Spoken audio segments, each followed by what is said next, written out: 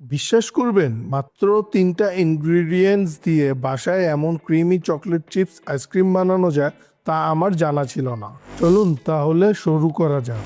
প্রথমে আমরা একটি ক্লিন মিক্সিং বোলে নিয়ে নিব 2 কাপ হুইপিং ক্রিম।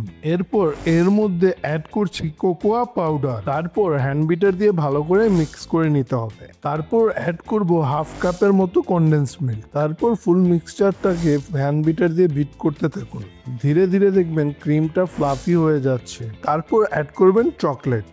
আবারও হ্যান্ড বিটার দিয়ে ভালো করে মিক্স করে নিচ্ছি যতক্ষণ পর্যন্ত মিক্সচারটা ফ্লাফি, স্মুথ ও পারফেক্টলি কম্বাইন্ড না হয়। লুক এট দিস টেক্সচার, একদম ক্রিমি, থিক অ্যান্ড চকলেটি।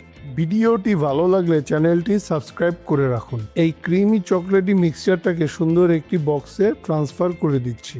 তারপর একটা স্প্যাচুলা দিয়ে উপরটাকে স্মুথ করে এখন একটু এক্সট্রা চকলেটি করার পালা। উপরে দিয়ে দিব generous amount of chocolate chips.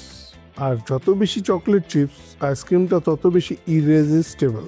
এখন চামচ দিয়ে চকলেট চিপসগুলোকে ট্যাপ করে দিলাম যেন সুন্দর করে এগুলো বসে যায়। এখন সবচেয়ে কঠিন কাজ হলো ওয়েট করা। ভিডিওটি ভালো লেগে থাকলে চ্যানেলটিকে সাবস্ক্রাইব করে রাখুন। এবার কন্টেনারটাকে কভার করে চলে যাবে ফ্রিজারে। এখন ওয়েট করতে হবে 6 থেকে 7 ঘন্টা for the final output. And look at this, একদম rich creamy chocolate homemade ice cream আর উপরের ক্রাঞ্চি চকলেট চিপস। এক স্কুপ নিতেই বুঝতে পারবেন এর টেক্সচারটা কতটা ক্রিমি।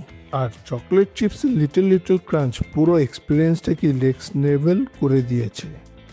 আপনারা যদি চকলেট লাভার্স হয়ে থাকেন তাহলে এই রেসিপিটা সেভ করে রাখুন, বাসায় অবশ্যই ট্রাই করবেন।